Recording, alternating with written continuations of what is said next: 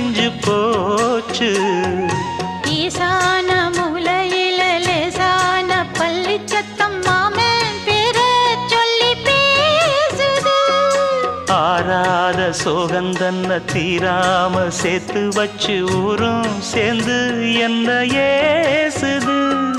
மாமா மாமா உன்னத்தானே எண்ணி நானும் நாளும் தவித்தேனே. கூண்டுக்குள்ள என்ன வச்சு கூடி நின்ன ஊரை விட்டு கூண்டுக்குள்ள போனதென்ன கோலக்கிளியே.